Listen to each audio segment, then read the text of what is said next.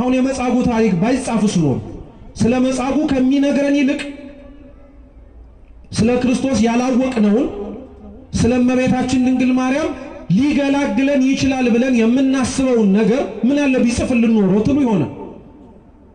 ዮሐንስ ወንጌላዊ ስለ መጻጉ የጻፈው ምክንያት ምን መሰላችሁ?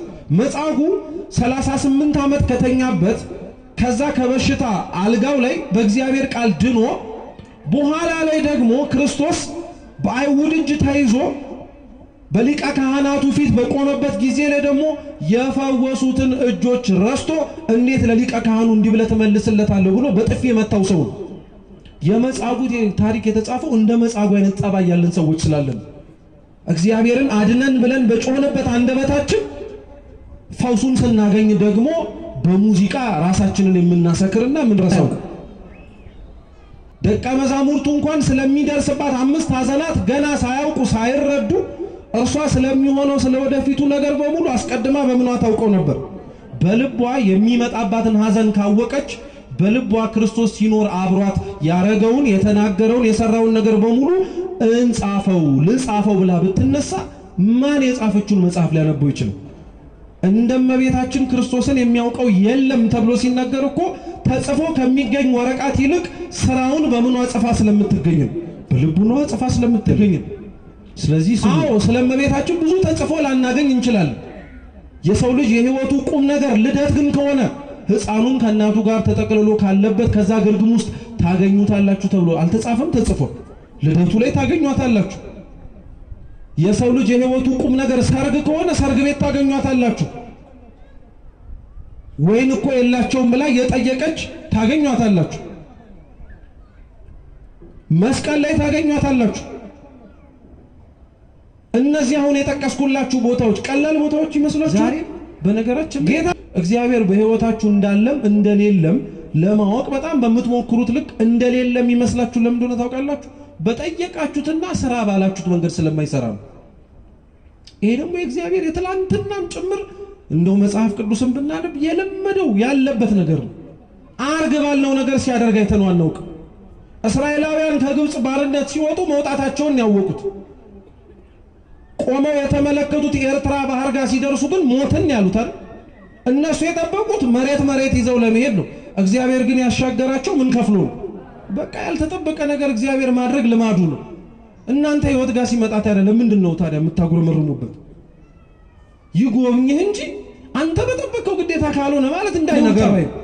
ስለማይታችን ስለነዚህ ሰዎች መስበክ ችግሩ ምን መሰላችሁ? አሕዛብ እንዳላቸው እምነት አማልክትን ይወልዳሉ ብለው ያምናሉ። እየሰማችሁ ነው? አንድ አምላክ ሌላ አምላክ ይወልዳል ብለው ያምናሉ። ስለዚህ በቤታችን የአምላክ እናት ናት የሚል ትምህርት ሲሰሙ እሷም ምንድናት ወደሚለው ዝንባሌ እንዳይሄዱ አምላክ ናት ብለው እንዳያስቡ ነው። ዛሬ ይሄንን እኮ እኛም ረሳ ነው።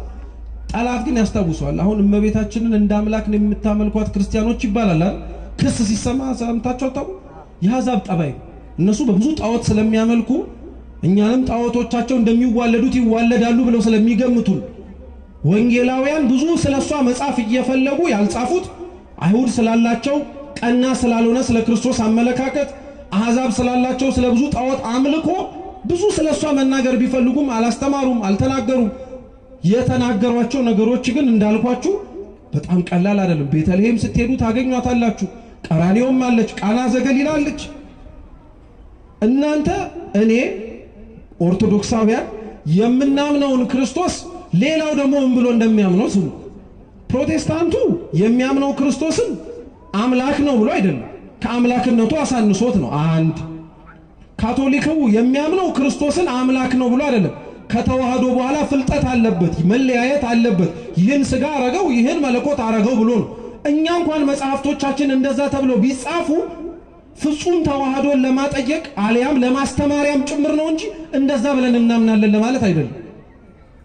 ካቶሊክ ከተዋህዶ በኋላ ፍልጠት አለ ብላ ታምናለች። ይሄ ገርማል እንዴ? የእስልምና እምነት ክርስቶስን የሚያምነው እንደ አንድ ነብይ ነው። በሩቅ ምስራቅ ያሉት እነ ሂንዱይዝም የምትሏቸው በብዙ አማልክት ነው የሚያመልኩት። ክርስቶስ የሚለውን ስምም ሰምተውት የማያውቁም አሉ። አሁን ወደ እናንተ ልምጣላችሁ እና ዋናው ማመን ነው የምትሉ ምን ብለህ እንደምታምነው ማወቅ የለብህም እንዴ?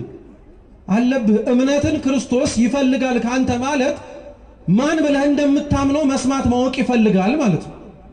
እምነት ደግሞ ብቻውን አይሰራም እንደምታውቁት ስራም ይጠይቃል። እምነት ያለ ስራ የሞተ ስለሆነ አሁን ወደፊት የምንገባበትን የጽጌ ጾምን አስተውሱት። እንጀራ ሙሉ ይዛ ጀርባዋ ላይ አዝላ ለእስራኤላውያን መና ያወረደውን ከአለት ላይ ውሃ ያጠጣቸውን አምላክ ይዛ ተጠማው ብላ ለመነች። ተጠማው ብላ መለመኗ እንዲደንቃችሁ አይደለም፣ የማይደንቆ ነው አይደለም። እንዲደንቃችሁ ግን የምፈልገው አለመጠራጠሯ ነው። እየራባት እየጠማት እንዴት አትጠራጠሩ? እሺ ተውት፣ ይሄም ላይ ደንቃችሁ ይችላል። ከሊጦስጥራ አደባባይ አንስቶ እስከ ጎልጎታ ድረስ ሲወድቅ ሲነሳ አይተዋለች። አቅም አንሶት የተሸከመውን መስቀል ስምዖን ቀሬናዊ ሲሸከምለት ተመልክታለች። ልብሱን ገፈውት እርቃኑን እንደተወጠረ ብራና በሚስማር ሲቸነክሩት አይታለች። ምራቃቸውን ሲተፉበት ተመልክታለች። ጀርባውን ሲገርፉት አይታለች። አንዴም እንኳን አትጠራጠርም። አንዴም እንኳን አምላክ ሆንክ ብላ አታስብም። እንዴት ያለ እምነት ነው ባካችሁ! ወደህ መሰለህ እንደ እመቤታችን ቀሚሷ ስር የምትጠለለው? እንደኛ የማያምን ማን አለ? እንደሷስ የሚያምን ደግሞ ከየት አለ? እውነት ስም አጠራሩ የተመሰገነ ይሁን። ፍጹም አማኝ እንደ እመቤታችን ማንም አይገኝም እዚህ መሬት ላይ ማንም። ሁላችንም ብናምን እንከን አለብን። እምነታችን ላይ መጠራጠር አለብን። የሷ እምነት እንደዚህ የለው። ስለዚህ ለምንድነው ስለሷ የምትማሩት? ትበል የአማንያን ምሳሌ ናታ። ከኛ ወገን የታጣውን እምነት እሷ ላይ አይተነዋል። ከኛ ወገን የታጣውን እምነትን እሷ ውስጥ በደንብ አድርገን ተመልክተናል። ስለሷ ለዛ ብለን እናስተምራለን። እየሰማችሁ በእኛ መዳን ውስጥ እመቤታችን ያላት ድርሻ ክርስቲያኖች ቀላል እንዳይመስላችሁ። አንዳንድ ሰው ምን ያን ያክል ታካብሩታላችሁ ማለት በቃ እሺ ይሁንልኝ አለች። ከዛ በኋላ አምላክ ማህፀኗ ውስጥ አደረ። እሺ ይሁንልኝ ብቻ ነው ያለችው። ሰውነቷን እንኳን አሳልፋ ስትሰጥ ባሪያህ ነኝ ብላ እመቤታችን ድንግል ማርያም ለአምላኳ ራሷን አሳልፋ ስትሰጥ ደስታ ነው እንደገጠማት። 64 ዓመቷን በሙሉ ስታለቅስ እኮ ነው የኖረችው። አንድም ቀን ፈገግ ብላ እኮ አይታት አታውቅም። አንድም ቀን ደስተኛ ሆና አይተናት አናውቅም። እርሱን በመከተሏ ዋጋን የከፈለችው እርሱን እሺ በማለቷ ከነበረችበት ቤተ መቅደስ ነው ተሰዳ የወጣችው። እሱን እሺ በማለቷ በረሃ ለበረሃን የተንከራተተችው። እሱን እሺ በማለቷ ወጉን እንኳን የጠበቀ መቃብር ስነ ስርዓት እንኳን አልተከናወነላትም። እንዲሁ እንደ ቀላል ነገር ምን ያን ያክል ሌላ ነገር ይኖረዋል? አንተና እኔ ራስን ለእግዚአብሔር አሳልፈ መስጠት ሲከብድህ አሳልፈ የሰጠችውን ድንግል ማርያም ማቃለል ጀብድ አይደለም። ይሻላል ግን እንደው ከዝምታ ካለመናገር ግን ጥቂት መናገር ይሻላል ብለን ነው ምን ሞክር እንጂ በምንም አይነት መልኩ ቤተክርስቲያን ስለመቤታችን ብዙ አውርታ ጠግባ ብዙ ተናግራ ጨርሳ ብዙ ስለሷ መስከራ ከዚህ በኋላ ሊኖር አይችልም የምትለው ነገር ሊኖር አይችልም። ገና እንናገራለን፣ ገና እናስተምራለን፣ ገና ወደፊት እንናገራለን። ብንችል በአፋችን ካልሆነ በህይወታችንም ጭምር። አፍ አውጥቶ ሰው ላይናገር እኮ ይችላል የመቤታችንን ስራ። ህይወቱ ግን በደንብ አድርጎ ያሳብቅበታል። በደንብ አድርጎ አቀላጥፎ ለምን የአምላኩን እናት እንደሚያከብራት ክርስቲያን ሁሉ አይናገር እንጂ ልብ ውስጥ ያላትን ቦታ ግን ጠንቅቆ ያውቃታል። ጠንቅቆ እያንዳንዳችን እናውቃታለን። ግን ራሷን ነው አሳልፋ የሰጠችው። ተመልከቷት። መጥቶ የሚነግራትን ነገር ማስረጃ ሊሆናት የሚችል ምንም ነገር እኮ የላት። የእግዚአብሔር መልአክ መጥቶ ሲያመሰግናት ሲናገራት ትወልጃለች ሲላት እያንዳንዱ ስለሚያወራው ነገር ማስረጃ ሊሆን የሚችል ሊያቀርበው የሚለው ምንም ነገር የለውም። በል የተባለውን ስለተላከ ተናገር የተባለውን ስለተናገረ ካልሆነ እንጂ። ለዛ እኮ ነው እመቤታችን በጣም ነው የሚደንቃችሁ። ይሄንን ያመነችውን የእምነቷን ጽናትና ጥንካሬ እንኳን የእግዚአብሔር መልአክ ቀርቶ ማለት ነው ስንት ኪሎ ሜትር ርቃ ያለችው አክስቷ ኤልሳቤጥ መስከራላታለች። የዛሬው ትምህርታችን የሚሆነው ለምን ቤተክርስቲያናችን ስለመቤታችን ታስተምራለች የሚል። እስኪ ለምን በሉ። እሺ ረሳችሁት? ለምን እስኪ በሉ። ቤተክርስቲያናችን ስለመቤታችን ታስተምራለች። እስኪ አሁንም ድገሙት። ለምን ስለመቤታችን ቤተክርስቲያናችን ታስተምራለች። እስኪ ሶስተኛ ድገሙት። እሺ ምን ታረጋለች? በዚህ ዋነኛ ርዕስ ጥያቄ ነው። በርግጥ ይህን ጥያቄ ቤተክርስቲያናችን በምን አይነት መንገድ መልስ እንደምትሰጥበትና ለምንስ ስለ አምላክን ስለወለደች ስለ ድንግል ማርያም ታስተምራለች የሚለውን ነው ለመማር የምንሞክረው። በድጋሚ እንዲያስተምረን አምላካችን ቅዱስ እግዚአብሔር የእርሱ ቅዱስ ፈቃድ ይሁንልን። ያለንበት ዘመን ያለንበት ወቅት እንደምታውቁት እንግዲህ የእመቤታችን የንጽሕት ድንግል ማርያም ከዚህ ምድራዊ ከሆነው ዓለም ወደ ሰማያዊው ዓለም የተሻገረችበት ነው። ይህንን ወቅት ወይንም ደግሞ ይህንን ጾምም ጭምር ቤተክርስቲያናችን ፍልሰታ መፍለስ ካንድ ቦታ ወደ ሌላ ቦታ መሄድ ብላ ሰይመው በዚህ ወቅት ውስጥ ቤተክርስቲያናችን ስለእመቤታችን የሚያወሩ የሚናገሩ መጻሕፍትን የምትተረጉምበት ምእመናንም ከእመቤታችን ከድንግል ማርያም ረድኤት በረከት ለመሳተፍ ሲሉ በሌሊትም በቀንም እንዲሁም በሰርክ ባሁን ባለንበት መርሃ ግብራት ላይ ከቤተክርስቲያን የማይጠፉበት ወቅት ነው። ይህ እንዳለ ሆኖ ግን በጥቅሉ ቤተክርስቲያን ስለእመቤታችን የምታስተምረው እንደምታውቁት ወቅት ጠብቃ ብቻ አይደለም። ስለእመቤታችን ቤተክርስቲያን ወቅት ጠብቃ ታስተምራለች ማለት ስለ ጌታ ልደት ገና ካልመጣ በቀር ቤተክርስቲያን ስለ ልደቱ አታወራም እንደማለት። ቤተክርስቲያን ስለ ጌታችን ስለ ኢየሱስ ክርስቶስ በዚህች ምድር ላይ ስላደረገው የድህነት ሥራው በሙሉ በዓላት ሲመጡ ወይንም ደግሞ በእነዚህ በዓላት በመናስታውስባቸው ዕለታት የምናስታውሳቸው ሳይሆኑ ጌታችን በምድር ላይ ያረገውን በየቀኑ ቤተክርስቲያን እንደምታስታውሰው ሁሉ አምላክን ደግሞ ወልዳ ለሰጠችንና ለዚህች ምድርም ጭምር ፀሐዩን ስላወጣችው ስለ ምስራቂቱ ስለ እመቤታችንም ፍልሰታን ጠብቃ አሊያም ደግሞ ጽጌ ጾምን ጠብቃ ወይም ደግሞ የነቢያትን ጾም ስለ አምላክ መወለድ ጠብቃ ብቻ የምታስተምር አይደለም። ቤተክርስቲያን ሁለንተናዋና አካላዊ በሆነው ማንነቷ ውስጥ ካሏት መሰረታዊ ትምህርቶች መካከል አንዱ የእመቤታችን ትምህርት ነው። ይህ ትምህርት ክርስቲያኖች እኛን የኦርቶዶክስ ተዋህዶ አማንያንን አምነን የምንቀበለው ብቻ ሳይሆን ለምን አምነን እንደምንቀበለውም ጭምር ልናውቀው የሚገባም ትምህርት ነው። ብዙዎቻችን በየእድሜያችን ማለት ነው ከሚቀርቡልን ጥያቄዎችና በቤተክርስቲያን ቆይታችን ውስጥ ከምንሰማቸው ተደጋጋሚ ጥያቄዎች መካከል አንደኛው ለምን ኦርቶዶክስ ሆንክ ነው። እና አንዳንዶቻችን ክርስቲያን የሆነው የሚመስለን ቤተሰቦቻችን ምን ስለሆኑ ነው፣ ክርስቲያን ስለሆኑ ብቻ የሚመስለን ሰው አለ። አንዳንዶቻችን የኦርቶዶክስ ተዋህዶ እምነት ተከታይ የሆነው ቤተሰቦቻችን ስለሆኑ ብቻ ሳይሆን እኛም ራሳችን ደግሞ መርጠን ወደን ፈቅደን የገባንም የሚመስለን አለ። ጌታችን ግን ይሄንን እምነት የተከተልነውን እኛን መልስ ለመስጠት ላነሳነው ጥያቄ ለሐዋርያት የሰጣቸውን መልስ ልንገራችሁ። የዮሐንስ ወንጌል ምዕራፍ 15 ላይ ጌታችን ኢየሱስ ክርስቶስ ራሱን እውነተኛ የወይን ግንድ እኔ ነኝ ብሎ የተናገረበት ክፍል አለ። ቁጥር 16 ላይ ስትሄዱ ጌታችን ለደቀ መዛሙርቱ ምን ብሎ ይነግራቸዋል መሰላችሁ? እኔ መረጥኳችሁ እንጂ እናንተ አልመረጣችሁኝም ይላል። እስኪ እኔ መረጥኳችሁ እንጂ ይበሉ። እናንተ አልመረጣችሁኝም።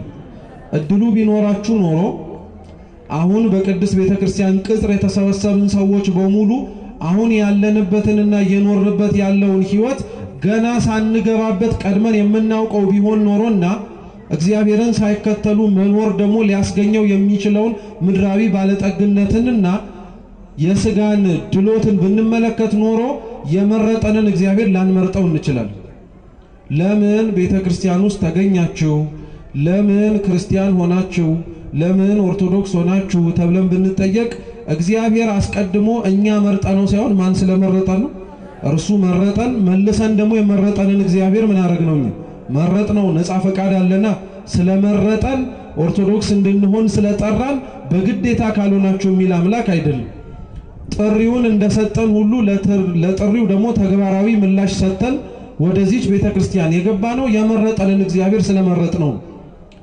በዚሁ አታይም ስትመለከቱት የመረጠንን እግዚአብሔርን መርጠነው ወደ ቤተክርስቲያን እንደመጣነው ሁሉ ዓለማት ከመፈጠራቸው ይህ የምናየው ነገር በሙሉ ካለመኖር ወደ መኖር ከመምጣቱ በፊት አስቀድሞ አምላካችን ልዑል እግዚአብሔር ስለሚሆነውና ስለሚመጣው ነገር በሙሉ እናቱን መርጧታል። የመረጣት እናቱ ነው በኋላ ላይ መልሳ የመረጠችው። ለዛ ነው የመቅደመ ተአምረ ማርያም መጽሐፋችን ላይ እመቤታችን ንጽሕት ድንግል ማርያም ዓለማት ከመፈጠራቸው አስቀድሞ ሁሉ በአምላክ ሕሊና ታስባ ትኖር ነበር ይላል። ክርስቲያኖች ይህን ቃል ስንተረጉምም ሆነ ስናስተምር ጥንቃቄ ያሻዋል። ለምን መሰላችሁ? አንደኛ በአምላክ ሕሊና አስቀድሞ እመቤታችን ታስባ ነበር ሲባል አንዳንድ ሰው ምን ብርቅ ድንቅ አለው እኔም ታስቤ ነበር ብሎ የሚናገር ሰው አለ። ምክንያቱም አስቀድማችሁ ካለመምጣታችሁ ወደዚች ምድር ከመግባታችሁ በፊት እግዚአብሔር እንደሚፈጥራችሁ ያውቃል አያውቅ? መልሱ እንጂ ያውቃል። ስለዚህ እናንተን እንደሚፈጥራችሁ ባወቀበት መንገድ አይደለም እናቱን ድንግል ማርያምን ዓለማት ከመፈጠራቸው በፊት አስቀድሞ አውቋታል ብለን የምንናገረው። እኛን ቢያውቀን ሊያኖረን፣ እኛን ቢያውቀን ወደዚች ምድር ሊያመጣን። በአምላክ ሕሊና አስቀድማ ትታሰብ የነበረችው ድንግል ማርያም ግን አስቀድማ ታስባ የነበረው እንደማናችንም ተወልዶ ለመኖር ሳይሆን የሚወድቀውን ዓለም ለማንሳት የወደቀውን ዓለም ለማንሰራራት ምክንያት እንዲሆነው እግዚአብሔር ቤተ መቅደሱ አርጎን ያሰበ። ተመልከቱ። ይሄ በነገራችን ላይ ከባድ ነገር እንዳይመስላችሁ። እናቶች የሆኑ ሴቶች አስቀድመው ከመውለዳቸው በፊት ልጆቻቸው የሚያስፈልጓቸውን ነገሮች ቢችሉና አቅም ካላቸው ብዙን እንኳን ማድረግ ባይችሉ ጥቂቱን ከመውለዳቸው በፊት ያሟሉላቸው። ለዛ ነው ሴት ከመውለዷ በፊት ከባለቤቷ ጋር ሆና ልጇ ሲወለድ የሚተኛበትን አልጋ፣ ልጇ ሲወለድ የሚለብሰውን ልብስ፣ ልጇ ሲወለድ በሰውነቱ ላይ ሊያደርገው የሚችለውን ማናቸውም ነገር እስከቻለ ድረስ አባትና እናት ላልተወለደ ልጃቸው ይደክማሉ። ታዲያ ምን ይደንቃል? ዓለማት ከመምጣታቸው በፊት ከመፈጠራቸው አስቀድሞ ለሚወድቀው ዓለም እግዚአብሔር አስቀድሞ እመቤታችንን አስቧታል። ለሚወድቀው ዓለም አስቀድሞ እንነሳባት ዘንድ በሷ በኩል ከፍ ማለት እንድንችል አስቦ አዘጋጅቷታል ማለት እኮ አይደንቅም? እናንተ ለልጆቻችሁ የምታደርጉትን ቅድመ ጥንቃቄና ዝግጅት እግዚአብሔር ለሚወድቀው ዓለም በእናቱ አማካኝነት አድርጎለታል። ለዛ ነው ስለእመቤታችን እንዳልኳችሁ ቤተክርስቲያን በመላእክትና በስፋት በአጽዋማት እሷን በሚመለከቱ ወይም ስለ ልጇም ጭምር ትኩረት በሚያደርጉ ትናገራለች ማለት ከዛ ውጪ ስለእመቤታችን አታወራም ማለት አይደለም። ታዲያ ቤተክርስቲያን ለምንድን ነው ስለእመቤታችን በየዕለቱ በየጊዜው ውዳሴዋን እንድንጸልይ፣ ቅዳሴዋን እንዲቀደስ፣ ሌሎችም እሷን ተኮር የሆኑ ትምህርቶች ክርስቲያኖችም ጭምር ሳይሰሙ ውለው እንዳያድሩ ስሟንም ጭምር የሚደረገው ለምንድን ነው ሲባል ቤተክርስቲያን መጀመሪያ ስለእመቤታችን የምታስተምረው እመቤታችን ወንጌል ስለሆነች ነው። እስኪ ወንጌል በሉ። ምን ስለሆነች? መልሱ እንጂ። ወንጌል ስለሆነች። ጥሩ። ወንጌል በቁሙ የቃሉ ትርጉም የምስራች አዲስ የሆነ ዜና ተብሎ ሊተረጎም ይችላል። ቃሉ በርግጥ የግዕዝ ወይም ደግሞ ቃሉ የእንግሊዘኛ አይደለም የላቲን ነው አስቀድሞ። ያ ቃል ግን አቻ በሆነው በተለያዩ ቋንቋዎች ሲተረጎም ግን የምስራችና አዲስ ዜና የሚለውን ትርጉም ይሰጣል። ወንጌል በሚባል መጠሪያ ቤተክርስቲያናችን ውስጥ የሚጠሩ 3 ነገሮች አሉ። የመጀመሪያው ወንጌል እየተባለ የሚጠራው ጌታችን መድኃኒታችን ኢየሱስ ክርስቶስ በዚች በመዋዕለ ሥጋዌ ዘመኑ በምድሩ በተመላለሰበት ጊዜ ላይ ያረጋቸውን ነገሮች፣ የእጆቹን ተአምራት፣ የአንደበቱን ትምህርትና የድህነት ሥራውንም ጭምር ተጽፎ የምናገኝበት መጽሐፍ ወንጌል ተብሎ ይጠራል። ወይም የሐዲስ ኪዳን የመጀመሪያዎቹ 4 መጽሐፍት የማቴዎስ፣ የማርቆስ፣ የሉቃስና የዮሐንስ ምን ምን ወንጌል አይደለ? ይሄ ያን ያክል ከባድ አይደለም። መጽሐፍ ቅዱስ ገልጣችሁ ቤታችሁ ብታነቡ ማቴዎስ ምን ይላል?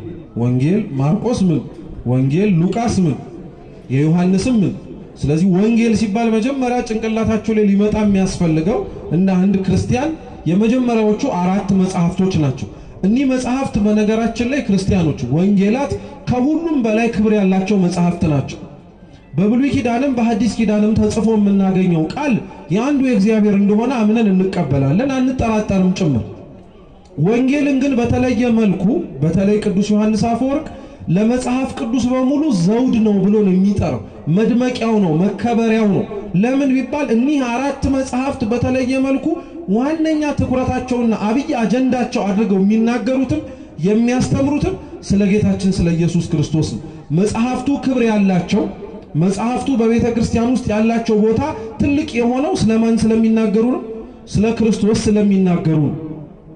እኒህን መጽሐፍት ክብራቸውን ለማወቅ የምትፈልጉ ከሆነ በእነዚህ በ15 ቀናት ነገም በሚመጣው በ16ኛው ቀን ሥርዓተ ቅዳሴውን ስትሳተፉ የነበራችሁ ምእመናን ሌሎች መጽሐፍትን ስናነብበት በነበረበት መንገድ አይደለም በቅዳሴ ጊዜ ላይ ወንጌል ሲነበብ የምታዩት።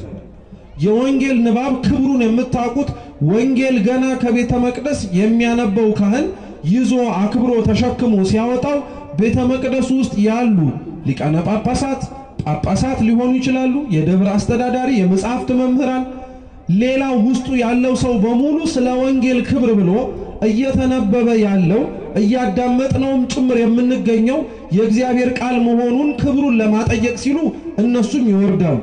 እየሰማችሁ ነው? በደንብ አድርጋችሁ ስሙኝ አደራ። ቅዳሴያችንንም ጭምር በዚህ አይነት ቅኝት ብንረዳው ስለ ወንጌል የምንሰማው የምናደምጠው አዋጅ እስኪነገር ለወንጌል ለማዳመጥ ተቀምጠን አንጠብቅም ነበር። ሁሌም እንደምታውቁት ወንጌል ከመነበቡ በፊት ዲያቆኑ ራሱ ሃሌሉያ ቁሙ አጽምኡ የጌታችን የመድኃኒታችን የኢየሱስ ክርስቶስን ቅዱስ የሆነውን ወንጌል ምን አርጋችሁ ስሙ ይላል፣ ቆማችሁ ስሙ ይላል። እና ይሄ አዋጅ በዋነኝነት የሚነገርበት አስፈላጊነቱ የተቀመጠ እንዲነሳ ነው አንደኛው። ሁለተኛው የክርስቶስ ወንጌል ሲነበብ ህሊና ቆሞ ነው መስማት ያለበት፣ ልቡና ተረጋግቶ ነው ማድመጥ ያለበት። ምክንያቱም እየተናገረ ያለው በዛ በሚነበበው ቃሉ ውስጥ መልእክት እያስተላለፈ ያለው ማን ነው? እግዚአብሔር ነው። አባ እንጦንስ ዜና አበው ላይ ትዝ የሚላችሁ ከሆነ በዘመናቸው የነበረ ቆስጠንጢኖስ የሚባል ንጉስ ነበርና ቆስጠንጢኖስ ስለ አባ እንጦንስ ገዳማዊ ህይወት ዝና በሚሰማበት ወቅት ላይ ለአባ እንጦንስ ቆስጠንጢኖስ ደብዳቤ ቡራኬ መቀበል እንዲችል ቃለ ተማጽኖ ላከባቸው ይባላል። እና ያንን መልእክት ይዞ እንጦንስ ካለበት ስፍራ ላይ ተላኪው መጥቶ ደጅ ጸፍቶ አንኳክቶ ተቀበሉኝ አለና ረዳዎቻቸው ወይንም ደግሞ ከታች ያሉት ደቀ መዛሙርቶቻቸው በጣም በመጓጓትና እጅግ በጣም ትልቅ ቦታ በመስጠት የንጉሱን የቆስጠንጢኖስን መልእክት ተቀበሉ። ከተቀበሏቸው በኋላ እንጦንስ ጋር ሄደው ሲመለከቱት እንጦንስ መጽሐፍ ቅዱስ ገልጦ እያነበበ ነበር እና ተደጋጋሚ ሲመጡ እንጦንስ ከሚያነበው የመጽሐፍ ቃል ህሊናው እሱም አይኑም ሊላቀቅ አልቻለም። ረጅም ሰዓት ቆየ እና ምናልባት የኛን መመላለስ አላዳመጠ ይሆናል፣ በእጃችን የያዝነውን መልእክት ስላልተረዳው ሊሆን ይችላል ብለው እጃቸውን ጻፍተው ይባላል። እጅ መጽፋት በሉ፣ አይዟችሁ በሉ፣ እጅ መጽፋት እስኪ በሉ። እጅ መጽፋት ማለት ምን ማለት መሰላችሁ? ሲያጨብጭቡ አንድ አጨብጭቡ። ቆይ ተረጋጉ እንጂ አጨብጭቡ ማለት ሞቅ አሁን እልል በሉ እንደሚባለው አይደለም። እስኪ ሶስት ቸብ አርጉ። እጅ መጽፋት ማለት ይሄ ነው። በሥርዓተ ገዳም አባቶቻችን በአት ዘግተው ስሙ በደንብ በተለይ ወደ ገዳማት ወደ አድባራት ጉዞ በመታረጉም ጭምር በሥርዓተ ገዳም አበው በደጅ ዘግተው በአት አጽንተው ጸሎት እያረጉ ከሆነ ሲጣሩ ካላባቸው የጸሎት ህይወት ገብተውበት ካለበትም ተመስጦና ተደሞ እንዳይወጡ ሲባል ሥርዓተ ገዳም ላይ ሰው አፍ አውጥቶ ስማቸውን እንዲጣራ አይደረግም። እጅ ነው የሚጽፈው። ተመስጦ ውስጥ ካልሆኑ የተጭብጫቦን ወይም እጅ መጽፋቱን ሰምተው ምን ያደርጋሉ? ምላሽ ይሰጣሉ። እየሰማችሁ ነው? ተመስጦ ውስጥ ግን ከሆኑ ጭብጫባው ምልክት ስለሆነ ከጸሎታቸውና ከተመስጧቸው ሲወጡ ለዛ ተግባራዊ መልስ ይሰጣሉ። ስለዚህ ገዳም ስትሄዱ የተዘጋባታሉ እዚህ ጋር አሉ ሲባል ስማቸውን ንገሩን እንጠራቸዋለን አትበሉ። ምንድነው የሚደረገው? እጅ ይጻፋል። እስኪ በሉ ስንት ጊዜ? እስኪ ድገሙታ። እንደዛ ማለት ነው። 4-5 አታርጉት። በቃ 3 ጊዜ ጨብ ማለት ነው። ስለዚህ እጃቸውን ጻፉ። እንጦንስም መልስ አልሰጣቸውም። መጽሐፍ ቅዱስን አንብቦ ሲጨርስ ግን እንጦንስ ዞረና ተደጋጋሚ ስትወጡ ስትገቡ የነበረበት ምክንያት ምንድነው አላቸው። እና ቆስጠንጢኖስ የሚባል ንጉስ መልእክት ልኮልሃል እሱን እንድታነበው ነው አሉ። እና እንጦንስ ላይ ያዩት እነዚህ ተማሪዎቹ ጉጉቱ ወይንም ደግሞ ፍላጎቱ ያንን የተጻፈለትን መልእክት ለማንበብ እንብዛም ነው፣ ያን ያክል አይደለም።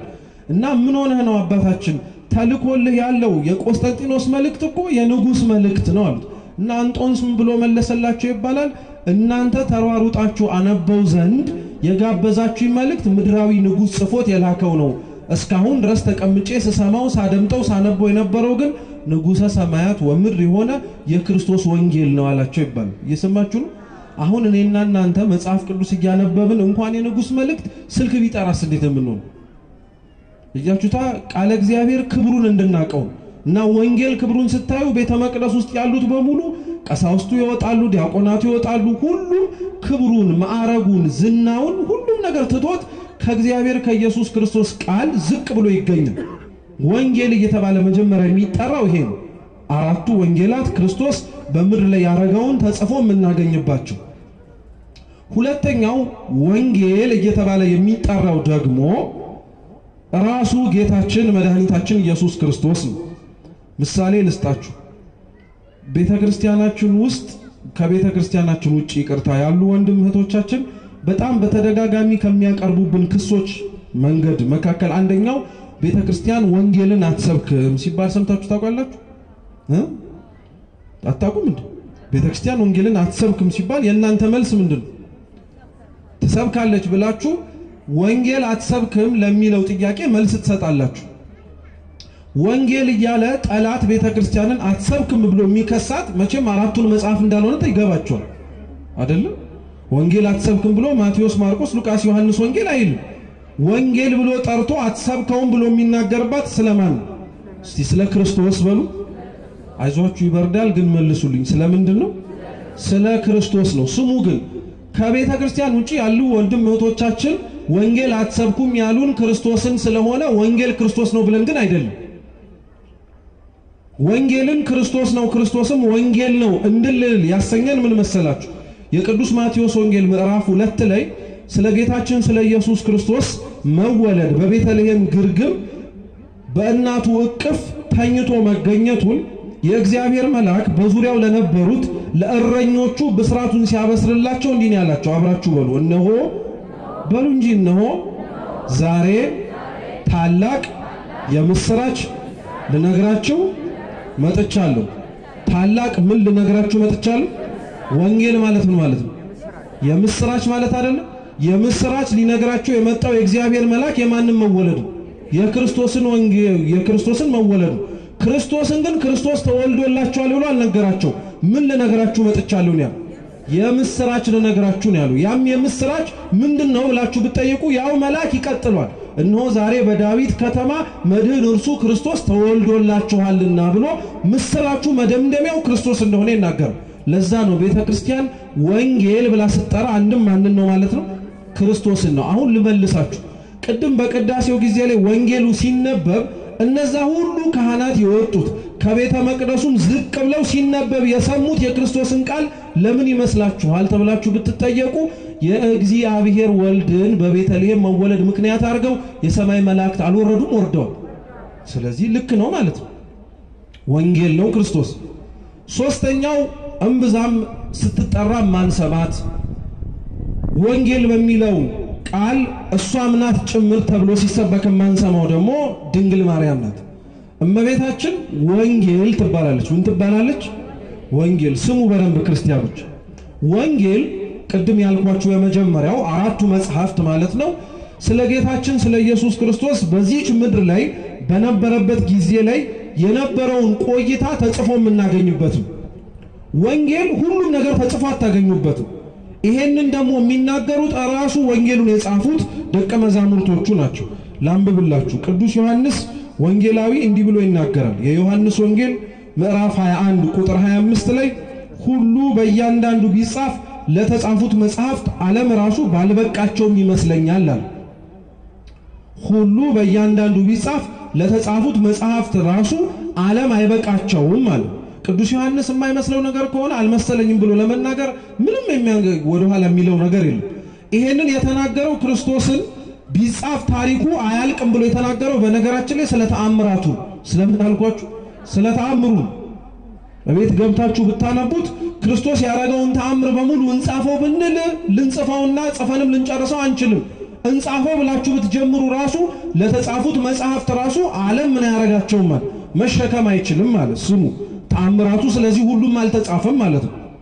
ራሱ ቅዱስ ዮሐንስ ደግሞ የዮሐንስ ወንጌል ምዕራፍ 20 ቁጥር 30 ላይ ምን ይላል ኢየሱስም በዚህ መጽሐፍ ያልተጻፈ ሌላ ብዙ ምልክት በደቀ መዛሙርቱ ፊት አረገ ተአምራቱን ማለት ነው ነገር ግን ኢየሱስ እርሱ ክርስቶስ የእግዚአብሔር ልጅ እንደሆነ የማን ልጅ እንደሆነ ታምኑ ዘንድ አምናችሁም በስሙ ሕይወት ይሆንላችሁ ዘንድ ይህ ተጽፏል አለ ስለዚህ ሁለት ቁም ነገር ያዙልኝ እዚህ ጋር አደራችሁ አንደኛ ሁሉም ነገር አልተጻፈም ሁለተኛ ሁሉም ተብሎ የተጠቀሱት ተአምራቱ ቢጻፉ ዓለም ራሱ ለተጻፉት መጽሐፍት መሸከም አይችልም ማለት ሶስተኛ ደግሞ የዮሐንስ ወንጌል ምዕራፍ 20 ቁጥር 30 ላይ ሲነበብ እንደሰማችሁ ተጽፎ የምታገኙት ደግሞ እስቲ ክርስቶስ ነው እርሱ የእግዚአብሔር ልጅ እንደሆነ ታምኑ ዘንድ አምናችሁም በስሙ ሕይወት ይሆንላችሁ ዘንድ ይህ ተጽፏል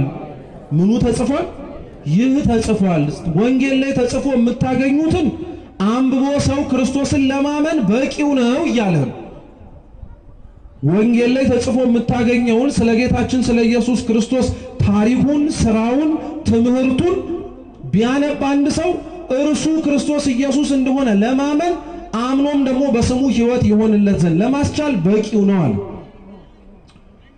እንዲህ የተባለለት ወንጌል እንግዲህ 3 ዓመት አብረውት በዋሉ አብረውት ባደሩ በደቀ መዛሙርቱ የተጻፈው ማቴዎስ ማርቆስ ሉቃስና ዮሐንስ እነዚህ አራት ደቀ መዛሙርት ክርስቶስን የሚያውቁት ከገዳመ ቆሮንቶስ ከወረደ በኋላ የማቴዎስ ወንጌል ምዕራፍ 4 ላይ ጌታችን በተጠመቀበት ዕለት ሳይውል ሳያድር ወደ ቆሮንቶስ ገዳም እንደሄደ በዛም 40 መዓልት 40 ሌሊት እንደጾመ ይነገራል ከዛ በኋላ ያደረገው የመጀመሪያ ስራው ደቀ መዛሙርቱን መጥራት ነው ክርስቶስ የተጠመቀው በ30 ዓመቱ ነው ገዳም የገባው በ30 ዓመቱ ነው በዛው ዓመት ማለት ነው ገዳም ውስጥ 40 ቀን ቆይቷል ስሙ በደንብ 30 ዓመት ከ40 ቀናት በኋላ ከሆነው በኋላ ነው ደቀ መዛሙርቱ ክርስቶስን ከያሉበት ቦታ ላይ እየተጠሩ አብረውት የመንግስትን ወንጌል ለመስበክ ያላቸው ሁሉ ተተው የተከተሉት ስለዚህ ክርስቶስን ደቀ መዛሙርቱ የሚያውቁት ስንት ዓመት ብቻ ነው ማለት ነው በዓመት ደረጃ 3 ዓመት ነው እነሱ 3 ዓመት ያወቁትን እነሱ 3 ዓመት የሰሙትን እነሱ 3 ዓመት ያዩትን ጽፈውልን አስቀምጠውልን ለቤተ ክርስቲያን አስረክበዋት አልፈዋል እነሱ በእነዚህ በ3 ዓመታት ውስጥ ደቀ መዛሙርቱ ክርስቶስን በሚችሉትና እሱም በገለጠላቸው መንገድ አውቀውታል አንድ ሰው ስሙት አይደል 3 ዓመት ከዋለበት እየዋሉ ካደረበት እያደሩ የቃሉን ትምህርት ሰምተው የእጆቹን ተአምራትም አይተው የተጻፈን መጽሐፍ አንብቤ ስለ ክርስቶስ አውቃለሁ ብሎ የሚያምን ከሆነ ወንጌላውያን ገና ሳይጠሩ እነሱ ገና ከክርስቶስ እግር ስር ቁጭ ብለው ሳይማሩ ከነሱ 30 ዓመት አስቀድማ የምታውቀው እሷ ናት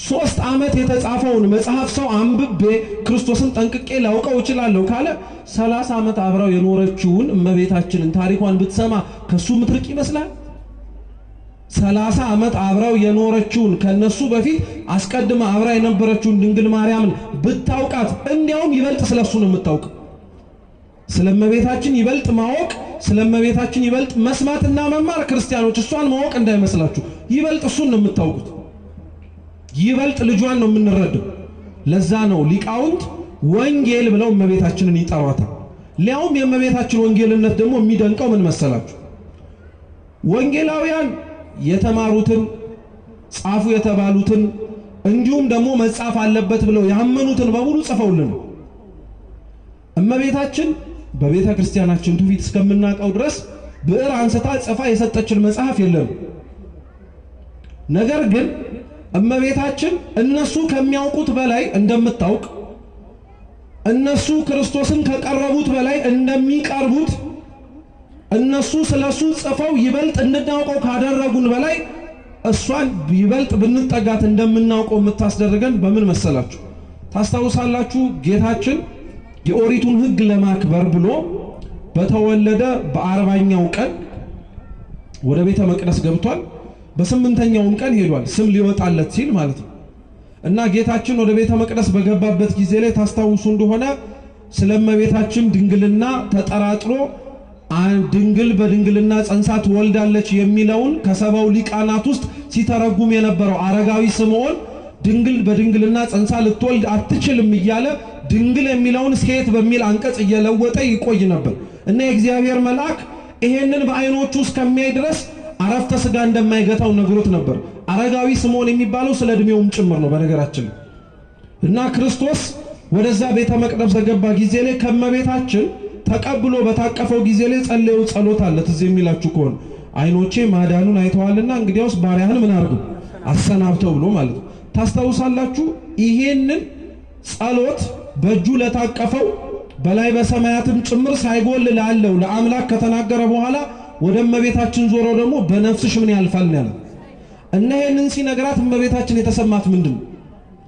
ሐዘን ነው ምንድነው የሚል ጥያቄ ነው።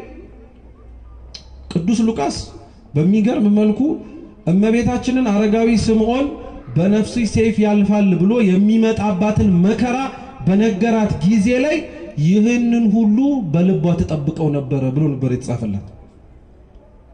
ገና ስለሚሆነው ደቀ መዛሙርቱ እንኳን እኮ ስለሚመጣባት ፈተና ያውቁ።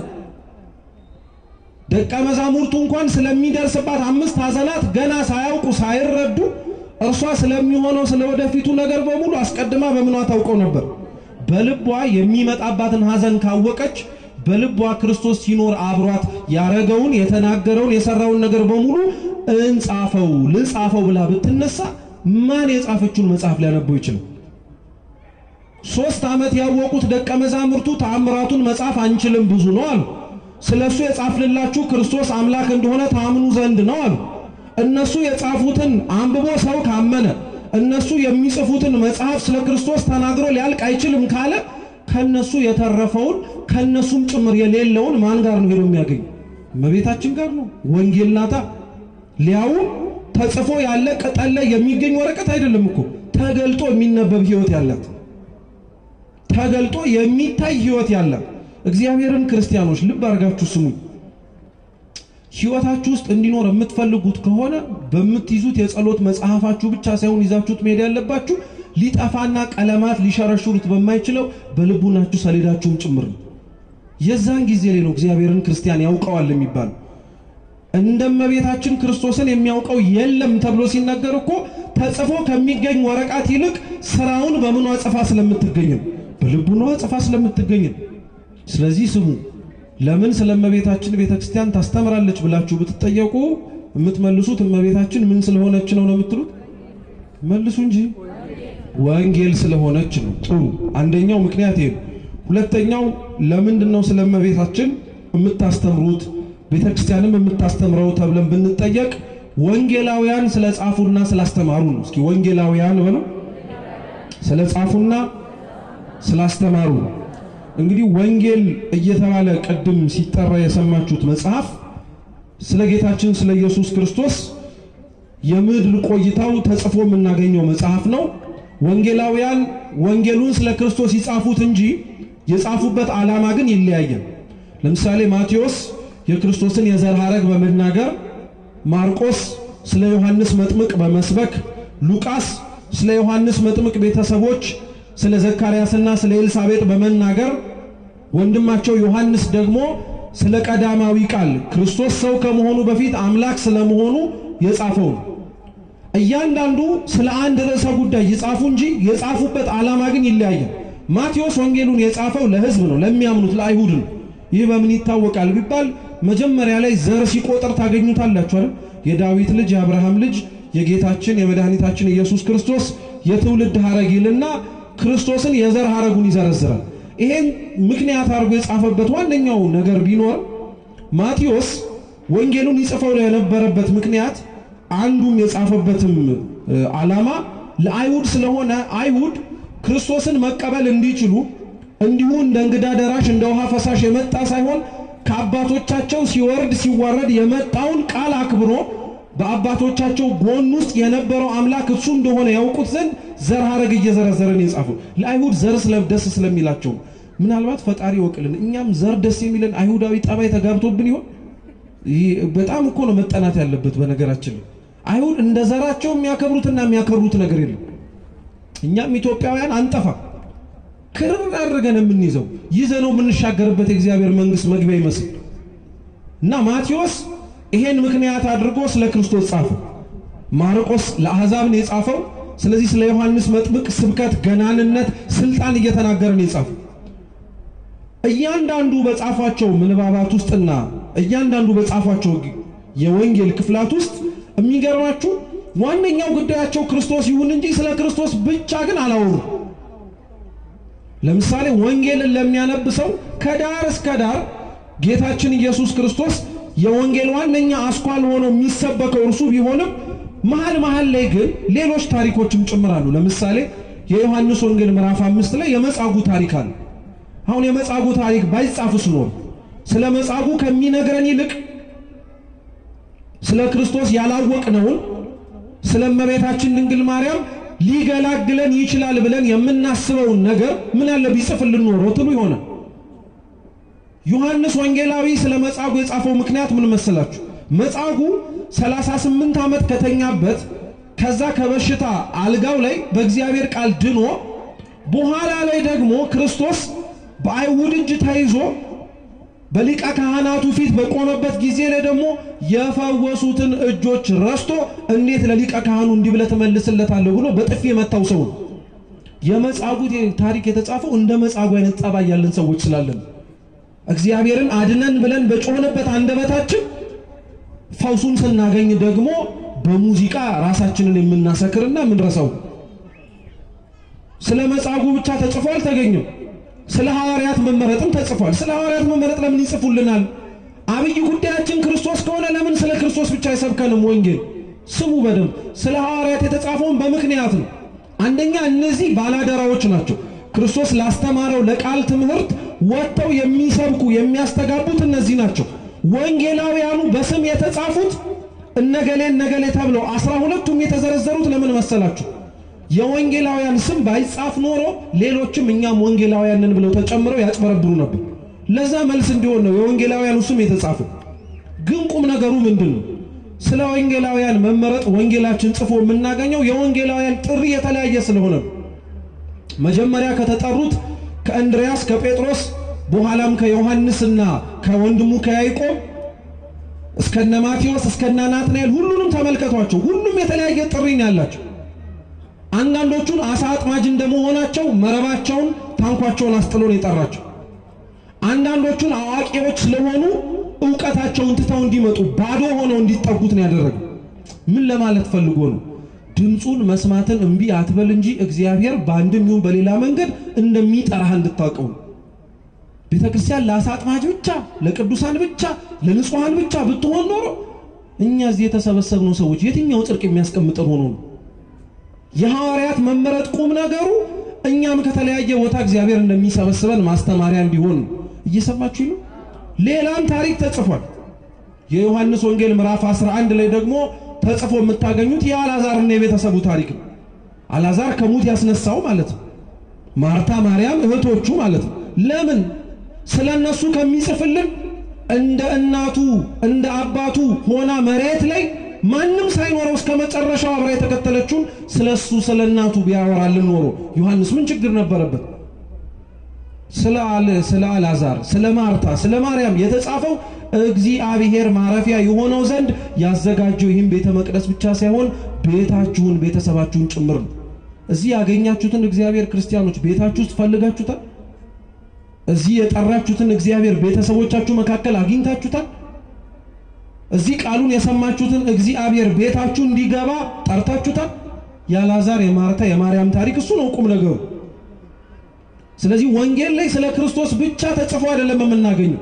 የሱ ድንቅ ሥራ የተገለጠባቸው የሌሎችም ሰዎችም ታሪክም ጭምራል እና ለዛ ነው እነ መጻጉዕ የሐዋርያቱ መመረጥ የአልዓዛር የማርታ የሌሎችም ጭምር ታሪካቸው ቀርቶ ምን አለ ስለ እመቤታችን ስለ ድንግል ማርያም ወንጌላውያን ብዙ ቢጽፉልን ብሎ የሚጠይቅ ሰው አይጠፋም። ወንጌላውያን ክርስቲያኖች ስለ እመቤታችን ብዙ ማስተማር አይቻሉ እንጂ ጭራሽ ስለሷ ሳይናገሩ ወንጌሉን ጀምረው ጨርሰውታል የሚል የቤተክርስቲያን ትምህርት የለም። አዎ ስለመቤታችን ብዙ ተጽፎ ላናገኝ እንችላለን። የሰው ልጅ የህይወቱ ቁም ነገር ልደት ግን ከሆነ ሕፃኑን ከእናቱ ጋር ተጠቅልሎ ካለበት ከዛ ግርግም ውስጥ ታገኙታላችሁ ተብሎ አልተጻፈም? ተጽፎ ልደቱ ላይ ታገኙታላችሁ። የሰው ልጅ የህይወቱ ቁም ነገር ሰርግ ከሆነ ሰርግ ቤት ታገኙታላችሁ። ወይን እኮ የላቸውም ብላ የጠየቀች ታገኙታላችሁ። መስቀል ላይ ታገኙታላችሁ። እነዚህ አሁን የጠቀስኩላችሁ ቦታዎች ቀላል ቦታዎች ይመስላችኋል? ጌታ ሲወለድ ማን አብሮት ነበር? እስኪ ንገሩ። ዮሴፍ፣ ሰሎሜ፣ ሌላስ ማን ነበር? የጻፉት ሐዋርያት ነበሩ? አልነበሩ? እንኳን የጻፉት ሐዋርያት ይቀሩ እነሱ እንኳን ቀርተው ማለት ነው። እርቃኑን ለተወለደው ለአምላክ እንኳን ልብስ የሚያቀብለው ሰው እንኳን ነበር። የእንስሳትን ትንፋሽ ሙቀት እያገኘ ነበር የቆየው ነበር።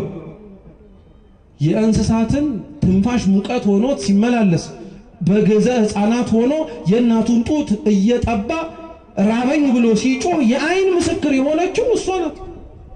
አለች ነበረች እሷ። ደቀ መዛሙርቱን ተመልከቷቸው ቃና ዘገሊላ ላይ። አዎ አሉ፣ ግን ወይን እኮ የላቸውም ብላ የተናገረችው ማለት እሷ ብቻ እኮ ናት። ሌሎቹ እንደተሰጣቸው ጸጋ አጋንንትን ማውጣት የመንግስተ ሰማያትን ደጅ ከፍቶ ለማስገባት እንዳላቸው ሀብት ለምን የዶኪማስ ጓዳ ሳያሳስባቸው ቀርቶ ዝም አሉ? እሷ ነበረች ወይን እኮ የላቸውም ብላ የተናገረችው። የሷ ወይን እኮ የላቸውም የሚለው ልመና እኮ ነው። ክርስቶስ ሰርግ ቤት በተባለ በቀራንዮ ላይ ደሙን እንደሚያፈስልን ለማጠየቅ ጊዜ ገና ነው ብሎ ይነገራል። ቀራንዮም ተመልከቷት ማን አብሮ ነበር? እርግጥ ነው ቅዱሳት አንስት ነበሩ። እርግጥ ነው ዮሐንስ ነበረ። የነሱን ሁኔታ መገኘት ግን ተመልከቱት። ዮሐንስ ቢገኝ መምህሩ ስለሆነ ነው፣ ጌታው ስለሆነ ነው። ቅዱሳት አንስት ቢገኙ በገንዘባቸው ባላቸው ሀብት ያገለግሉት የነበራቸውን ጌታ ተሰቅሎ ሲያዩት ለማዘን ነው። እናቱ እኮ ብትገኝ ልጇ ሆኖ ነው። እሱ ላይ ያሰቃዩትን እንግልትና መከራ እሷ ላይ እኮ ሊያደርሱባት እንደሚችል ታውቃላችሁ። አንቺ በመውለድሽ የመጣ መዘዝ ነው ብለው ይሄው ጾመ ፍልሰታ ላይ ሲነገር በሊቃውንቱ ዕለት የሰማችሁት ታሪክ አይደለም? እሱ ተቀብሮ ከሙታን ተነሳ እንደተባለ እሷም ተቀብራ ተነሳች ብለው እንዳይበጠብጡን ብለው አይደለ ስጋዋን ለማቃጠል የምትቀበርበትን ቦታ ፈልገው ለማግኘት ሲደክሙ የነበሩት። እያንዳንዱ ቦታ ላይ እመቤታችን ያለችበት በህይወቷ ፈርዳ ነው። ወንጌል ላይ እመቤታችን ተጽፋ የምታገኙት ቦታ ሁሉም ቦታ አይሆን እንጂ ያለችበት ቦታ ቀላል አይደለም። ያለችበት ቦታ ለኛ ለመዳናችን ቁም ነገር ያለው። ሲቀጥል ክርስቲያኖች አለች ወጣች ገባች ተብሎ ስላልተጻፈ ህልውናዋን መጠራጠር አንችልም። አሁን አንዳንድ ሰው ስለመቤታችን ሰው ሲያስተምሩም ሆነ ክርስቲያኖች ሲያስተምሩ ተወለደች፣ አደገች፣ አምላክን ጸነሰች። መጽሐፍ ቅዱስ ላይ ተጽፎ የምታገኙት የትኛው? ተወለደች አለ ወይ ጉድ! እናንተ እንዴት ነው ተወለደች የሚል አለ? አደገችስ የሚል አለ? ጸነሰችስ የሚል አለ? የለም። እንግዲያውስ መልሶ አለ የለም። ስለዚህ አሁን ስትጸንስ ያየናትን ድንግል ማርያምን ወለደችው ስትወለድ ስላልሰማን ስታድግ እድገቷንም ጭምር ስላልተመለከተን ህልውናዋን ልንጠራጠር ነው?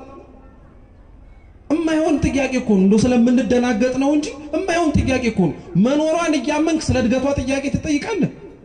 መኖሯን እያመንክ መቼ ነው የተወለደችው ብለህ ትጠይቃለህ? መኖሯን እኮ አምናል። ሰው የሚኖረው ሲወለድ ነው። ሰው የሚጸንሰው ለአካለ መጠን ለአቅመ አዳም ለአቅመ ሔዋን ለሴቶች ሲሆን ለአቅመ ሔዋን ሲደርስ ነው። ይሄን ካመንክ እንዴት ተወለደች የሚል ነገር ተጽፎ እስካላገኘ አላምንም ትላለህ? ችግር የለውም። ስለመወለዷ ስለመኖሯ ስለማደጓ ተጽፎ ባናገኝ ተጽፎ የምታገኙት ታሪክ ግን ስለመቤታችን ትልቅ ቁም ነገር ያለው እሱም አምላክን ስትጸንስ። እስኪ እንደው ታሪካቸው ተወለዱ አደጉ ኮተኮቱ ወጡ ወረዱ ተብሎ በዛው አምላክን ጸንሷል የሚል ሌላ ሰው ታሪክ ታውቃላችሁ? እና እንዴት ነው አምላክን መጽነስ የቀለለብን ወገን? እንዴት ነው አምላክን በድንግልና መውለድ ዝቅ ያለብን? አረተው ክብሯን እንወቀው እንጂ እማትሉበት አናውላት ክብሯን ጠንቅቆ የሚያውቅ ሰው ጉንጭ አልፋ ንግግር ውስጥ ራሱ አይገባ አንተ ስለመወለዷ መጽሐፍ ቅዱስ ላይ ተጠይቃለን አምላክን ወለደች ተብሎ እየተነገረ አንተ እድገቷን ካላየው አላምንም ትላለህ እንዴ ጀርባዋን እንደ ኪሩቤል ዙፋን ሳይቆረቁሮ አምላክ አደረበት ተሸክመው ዞረች እየተባለ ሚገርም እኮ ነው ክብሯን አለማወቅ ነው የሌላውስ እሺ ክብሯን ባያውቀው አይገርምም የኛዎቹ ግን በጣም ይደንቃል እኛ ክብሯን አለማወቋን ጠንቅቀን ወንጌላውያን ጽፈውልናል አስተምረውናል ስለዚህ ወንጌላውያን ጽፈውልን አስተማሩን ባልናቸው ወንጌላት ግን እንዳልኳችሁ ብዙ ቦታ ተጽፎ እንዳገኙ ምክንያቱም ስሙ አንደኛ ስለ ቤተ አይሁድ ትምህርት ነው እስኪ ቤተ አይሁድ በሉ እንጂ ከባድ ትምህርት እኮ አይደለም ግን ክርስቲያኖች ሁሌ ከህይወት ስብከት ጎን ለጎን ቋሚ የሆነ ትምህርት ማወቅ ያስፈልጋል በቃ ስለዚህ ጠንከር ብላችሁ አዳምጡ እስኪ ስለማን ትምህርት አልኳችሁ ጎሽ ስለማን ትምህርት ስለ ቤተ አይሁድ እስኪ በሉ የቤተ አይሁድ ትምህርት ምንድነው ክርስቶስ እንደሚወርድ እንደሚወለድ እንደሚመጣ ያምናሉ ችግሩ ግን የመጣውን እርሱን ግን ለመቀበል ላይ ክርስቶስ ይወርዳል ብለው ካመኑ ይመጣል ብለው ከተቀበሉ ለምንድነው አምላካችን ጌታችን ኢየሱስ ክርስቶስ በምድር ላይ ሲራመድ ያላመኑት እነሱ እንደጠበቁት አመጣጥ ስላልመጣ ነው ጌታ ሰው ሆኖ የመጣበት ጊዜ ለእስራኤላውያን በሮም ቀኝ ግዛት የተገዙበት ነፃነታቸውን አጥተው መሲሁ አዳኙ ነፃ አውጪውን የሚጠብቁት እንደ ክርስቶስ አህያ ላይ ተቀምጦ እንዲመጣ አይደለም ፈረስ ላይ ተጭኖ ነው እንደ ክርስቶስ 12 ያልተማሩ ይግባ የማይባሉ ያረጁ ወጣት የሆኑ ድብልቅልቅ ያለ ሰው ይዞ እንዲመጣ አይደለም እነሱ የጠበቁት መኳንንትን ወታደርን አስከትሎ ቀኝ የገዟቸውን ሮማውያንን ድል የሚያደርግላቸው ሰው ነው የጠበቁት በጠበቁት መንገድ ስላልመጣ ጌታን ለመቀበል ከበዳቸው ዛሬ በነገራችን ላይ እግዚአብሔር በህይወታችሁ እንዳለም እንደሌለም ለማወቅ በጣም በመትሞክሩት ልክ እንደሌለም ይመስላችሁ ለምን እንደሆነ ታውቃላችሁ በጠየቃችሁትና ስራ ባላችሁት መንገድ ስለማይሰራ ነው ይሄ ደግሞ እግዚአብሔር የትላንትናም ጭምር እንደው መጽሐፍ ቅዱስን ብናነብ የለመደው ያለበት ነገር ነው አርግ ባልነው ነገር ሲያደርግ አይተነው አናውቅ እስራኤላውያን ከግብጽ ባርነት ሲወጡ መውጣታቸውን ያወቁት ቆመው የተመለከቱት ኤርትራ ባህር ጋር ሲደርሱ ግን ሞትን ያሉት አይደል እነሱ የጠበቁት መሬት ይዘው ለመሄድ ነው እግዚአብሔር ግን ያሻገራቸው ምን ከፍሎ ነው በቃ ያልተጠበቀ ነገር እግዚአብሔር ማድረግ ልማዱ ነው እናንተ ህይወት ጋር ሲመጣ ታዲያ ለምንድነው ታዲያ የምታጉረመርሙበት ይጎብኝህ እንጂ አንተ በጠበቀው ግዴታ ካልሆነ ማለት እንዳይሁድ ጠባይ አይሁድ እንዲህ ባለው መልክ ይጠብቁት የነበረውን ክርስቶስ ሰው ሆኖ በሚመላለስበት ጊዜ ላይ አልፈለጉትም ሲያስተምር አይሰሙትም ጉባኤውን ይበጠብጣሉ አልፎ ተርፎ እንኳን ራሱን የእግዚአብሔር ልጅ ብሎ ይጣራል ብለው በመስቀል ላይ የሰቀሉት አይሁድ ናቸው እነዚህን አልፎ ተርፎ የእግዚአብሔር ልጅ ብሎ ራሱን ይናገራል ያለውን ክርስቶስን አይደርስ የሚባል መከራን አድርሰውበት እነሱ በራሳቸው እንኳን የማይፈልጉትን ነገር በሙሉ እሱ ላይ ካረጉበት በኋላ ሰቅለውት ከዛ በኋላ ጌታችን ወደ መቃብር ነው የወረደው ጌታውን እሱ ባለቤቱን ያላመኑ ስለናቱ ቢሰበክ የሚሰሙ ይመስላችኋል መጀመሪያ ሰው በነገራችን ላይ እመቤታችንን ለመውደድም እየሰማችሁ እመቤታችን ለመውደድ ትፈልጋላችሁ ስሙኝ በደም ሰው እመቤታችንን የሚወደው ሰው ስለ እመቤታችን ዕውቀት ሊኖረው የሚችለው መጀመሪያ ክርስቶስን ሲያውቀው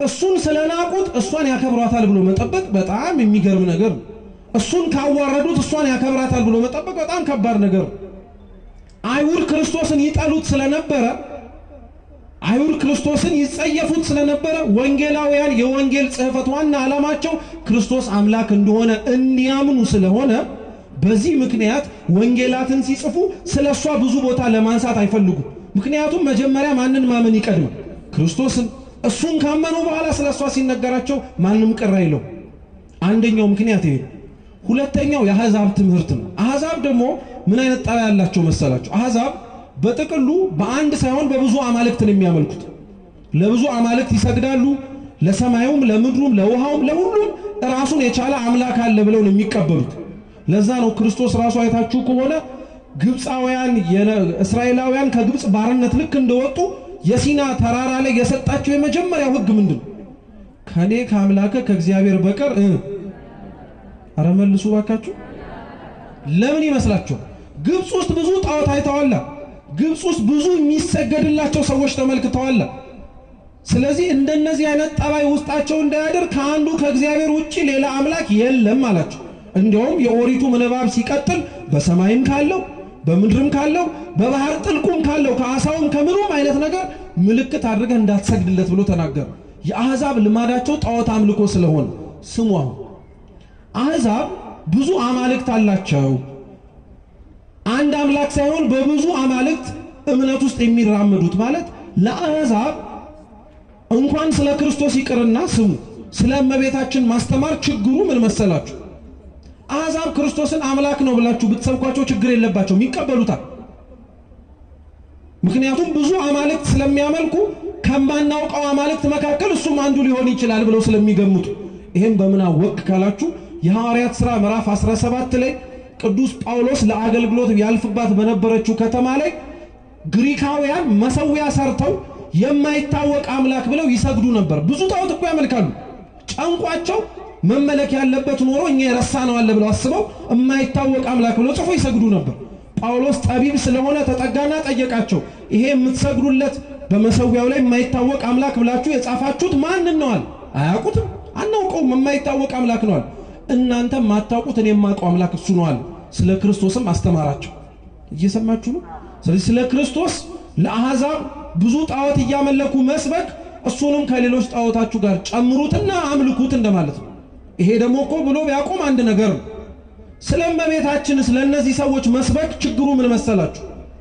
አሕዛብ እንዳላቸው እምነት አማልክትን ይወልዳሉ ብለው ያምናሉ።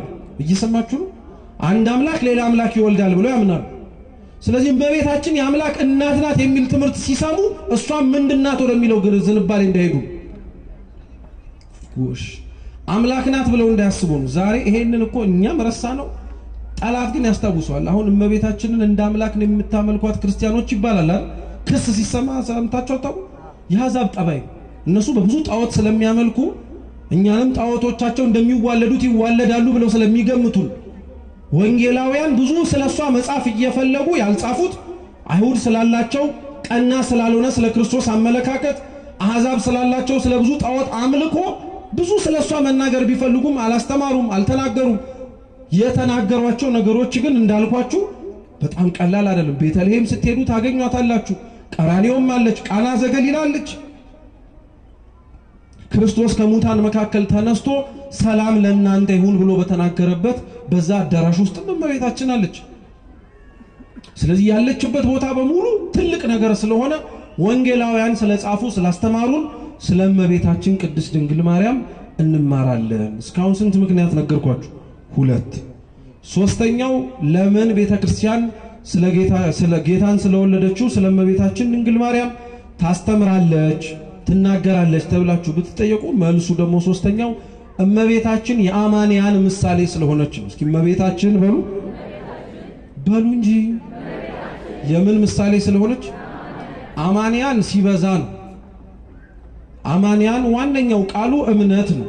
እምነት እንደምታውቁት ጌታችን ኢየሱስ ክርስቶስ ከሰው ልጆች ድህነትን መውረስ እንዲችሉ ከሚፈልግባቸው ነገሮች መካከል አንዱ ነው። እምነት ግዴታ ለአንድ ክርስቲያን ያስፈልገዋል። ምን ብሎ ማመንም ጭምር በነገራችን ላይ ይጠየቃል። ዋናው ማመን ነው አንልም። ቤተክርስቲያን ውስጥ ካመንክ በኋላ ያመንከውን ነገር ምን ብለህ እንደምታምነው ማወቅ አለብህ። ምክንያቱም ክርስቲያኖች ይሄን ጥንቃቄ አድርጉ ባካችሁ። ድሮ የክርስቶስ ስሙ እዚህም እዛም ሲጠራ ስለምንሰማ ብዙዎች ተሳስተው ይሄዱ ነበሩ።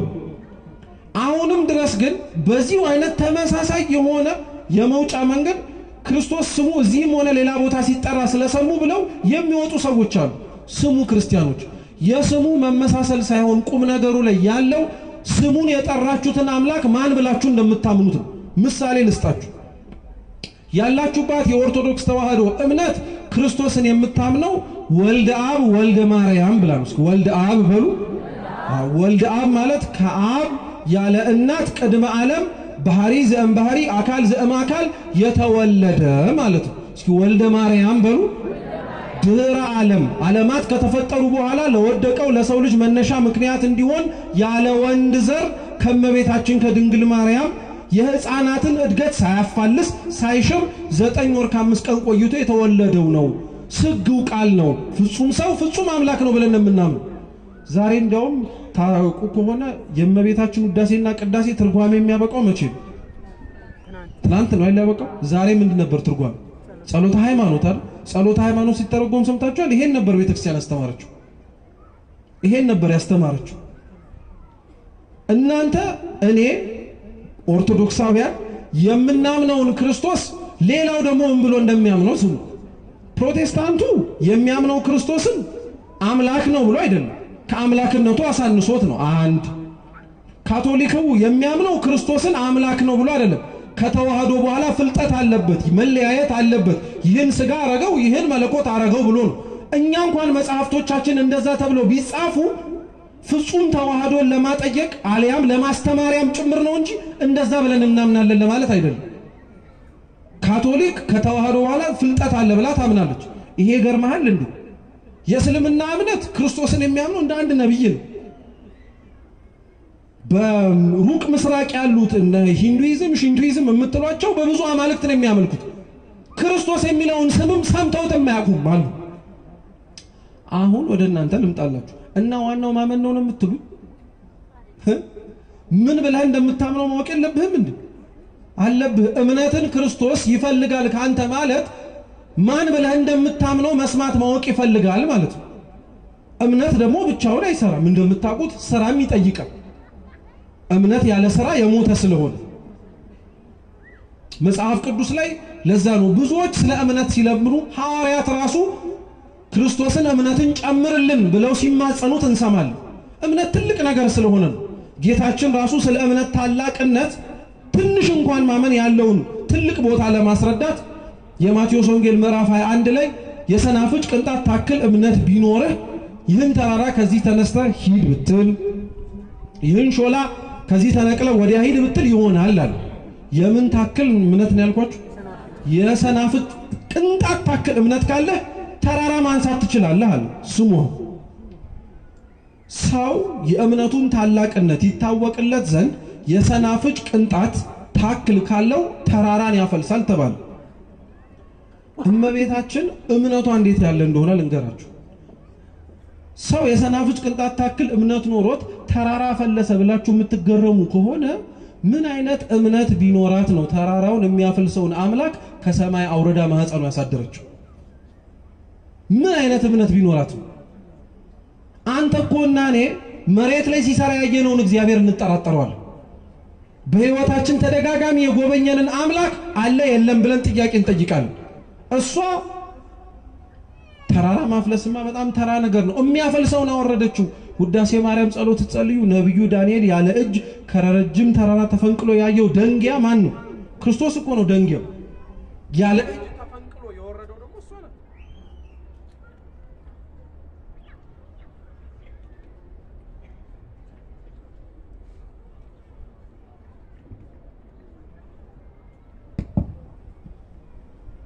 ያለ እጅ ከተራራው ሲፈነቀል ያየነው ድንጋይ እርሱ ነው። ጽኑ የሆነው አለታችን ጌታችን ኢየሱስ ክርስቶስ ነው። ያ ድንጋይ ያረፈበት መሬት ናቡከደነጾር ያሰራውን ጣዖት ያደቀቀው አምላክን እንድናየው ምክንያት የሆነችን እሷ ነው። እንደመቤታችንማ ማን አማኛለ መሬት ላይ? ጻድቃን ቢያምኑ ሰማዕታት ቢያምኑ ሁሉም እንደየክብራቸው ያሉ ቅዱሳን ቢያምኑ እምነታቸው ከሷ ጋር ራሱ አይነጻጸር። ማን ነው እንደሷ አማኝ? እውነቴን እኮ ነው ብላችሁ አሁን ወደፊት የምንገባበትን የጽጌ ጾምን አስታውሱት። እንጀራ ሙሉ ይዛ ጀርባዋ ላይ አዝላ ለእስራኤላውያን መና ያወረደውን ከአለት ላይ ውሃ ያጠጣቸውን አምላክ ይዛ ተጠማው ብላ ለመለች። ተጠማው ብላ መለመኗ እንዲደንቃችሁ አይደለም፣ የማይደንቆ ነው አይደለም። እንዲደንቃችሁ ግን የምፈልገው አለመጠራጠሯ ነው። እየራባት እየጠማት እንዴት አትጠራጠሩ? እሺ ተውት፣ ይሄም ላይ ደንቃችሁ ይችላል። ከሊጦስጥራ አደባባይ አንስቶ እስከ ጎሎጎታ ድረስ ሲወድቅ ሲነሳ አይተዋለች። አቅም አንሶት የተሸከመውን መስቀል ስምዖን ቀሬናዊ ሲሸከምለት ተመልክታለች። ልብሱን ገፈው እርቃኑን እንደተወጠረ ብራና በሚስማር ሲቸነክሩት አይታለች። ምራቃቸውን ሲተፉበት ተመልክታለች። ጀርባውን ሲገርፉት አይታለች። አንዴም እንኳን አትጠራጠርም። አንዴም እንኳን አምላክ ሆንክ ብላ አታስብም። እንዴት ያለ እምነት ነው ባካችሁ! ወደህ መሰለህ እንደ እመቤታችን ቀሚሷ ስር የምትጠለለው? እንደኛ የማያምን ማን አለ? እንደሷስ የሚያምን ደግሞ ከየት አለ? እውነት ስም አጠራሩ የተመሰገነ ይሁን። ፍጹም አማኝ እንደ እመቤታችን ማንም አይገኝም እዚህ መሬት ላይ ማንም። ሁላችንም ብናምን እንከን አለብን። እምነታችን ላይ መጠራጠር አለብን። የሷ እምነት እንደዚህ የለው። ስለዚህ ለምንድን ነው ስለሷ የምትማሩት? ትጥል የአማንያን ምሳሌ ናታ። ከኛ ወገን የታጣውን እምነት እሷ ላይ አይተነዋል። ከኛ ወገን የታጣውን እምነትን እሷ ውስጥ በደንብ አድርገን ተመልክተናል። ስለሷ ለዛ ብለን እናስተምራለን። እየሰማችሁ ነው? አራተኛው ስለእመቤታችን የምናስተምርበት ምክንያት ደግሞ ምን መሰላችሁ? በነገረ ድህነት ውስጥ ስላላት ድርሻ። እስኪ በነገረ ድህነት ውስጥ በሉ ስላላት ድርሻ። በሌላ አገላለጽ በእኛ መዳን ውስጥ ስላላት ድርሻ ስለእመቤታችን ዛሬም ነገም ከነጎዳም እንናገራለን። የኛ ድህነት እንደምታውቁት ጌታችን መድኃኒታችን ኢየሱስ ክርስቶስ ሰው ሆኖ በዚች ምድር ላይ የፈጸመልን ቀድሞ ከነበረን ቦታ እግዚአብሔር ካዘዘልን ትእዛዝ ወርደን ተዋርደን ነበር። እግዚአብሔር የማዳኑን ሥራ የጀመረው ቃል ኪዳን ተናግሮም ጭምር እንደሚያድነን የተናገረው ከገነት ሳንወጣ ገነት ውስጥ እያለ አዳም ከኛ እንዳንዱ ሆነ ብሎ የበደለው አዳም የጎሰቆለው አዳም ብርሃኑ የተገፈፈበት አዳም እንዴት ብርሃናዊ ከሆነው ከእግዚአብሔር ጋር አብሮ አንድ ሊሆን ይችላል? አይደለም። ምስጢሩ ምንድነው? የጎሰቆለውን አዳም የተዋረደውን አዳም ላድነው እኔ ከሱ እንዳንዱ ሆናለሁ አለ እግዚአብሔር። ሲናገር ነው የሰማነው ገና ሳንባረር። ከዛም በኋላ እግዚአብሔር አምላክ አስቀድሞ እንደሚያተርፈን እንደሚያድነን ተናግሯል። ተመልከቱ ክርስቲያኖች፣ የቀሊዮጳና የሉቃስ መንገድ ላይ ጌታችን ኢየሱስ ክርስቶስ የሉቃስ ወንጌል ምዕራፍ 24 ላይ ተገልጦላቸው ነበር። የኤማሁስ መንገደኞች ማለት ነው። ትንሣኤን ካከበረን ወይም ዳግም ትንሣኤን ካከበረን በኋላ ያለው እሁድ የኤማሁስ መንገደኞች የሚታሰቡበት እና ክርስቶስ ስለደረሰበት ነገር በሙሉ ማንነቱን ያላወቁት ሉቃስና ቀሊዮጳ አብሯቸው ይራመድ የነበረውን ጌታ ስለሱ ይሰብኩት ነበር። እንዴት አልሰማህም? እንዴት ይሄ ነገር ሲነገር አላየህም? እያሉ ስለ ጌታ መሰቀል ትልቅ አጀንዳ ስለሆነ ተናገሩ። ክርስቶስ ራሱን ከገለጠላቸው በኋላ ምን እንደሚል ታውቃላችሁ? ከሙሴና ከመጽሐፍት ጀምሮ ስለርሱ የሚናገረውን ነገራቸዋል። ከሙሴና ከመጽሐፍት ጀምሮ ሙሴ የሚለው ኦሪትን እኮ ነው። መጽሐፍት የሚላቸው ከሙሴ በኋላ ያሉትን በሙሉ ነው። ስለ አምላክ ሰው መሆን መስማት የጀመርነው የተወለደባት ላይ ቅጽበት አይደለም፣ አስቀድሞ ነው። እግዚአብሔር ለዛ ነው ሙሴንና መጽሐፍትን ለሚመረምር ሰው ክርስቶስን የሚያገኘው ሐዲስ ኪዳን ላይ አይደለም፣ በምስጢር ብሉይ ኪዳን ላይ ይመለከተዋል። ክርስቶስን ብትፈልጉት የአብርሃም ድንኳን ውስጥ ታገኙታላችሁ። ታስታውሳላችሁ ታሪኩን? የአብርሃም ድንኳን ውስጥ እግዚአብሔር አምላክ ካደረ በኋላ በርግጥ አልገባም፣ ደጅ ላይ ሆኖ ነበረ። ምንድነው ምሳው እራቱም የቀረበው ምግቡ።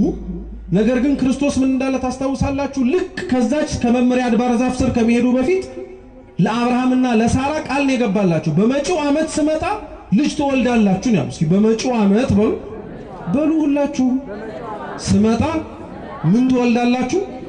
ቤታችሁ ገብታችሁ አንብቡት። እግዚአብሔር ድጋሚ አብርሃም ደጅ አልመጣም። ደግሜ በመጣ ብሎታል። ግን ደግሜ ስመጣ ምን ትወልዳላችሁ ብሎታል።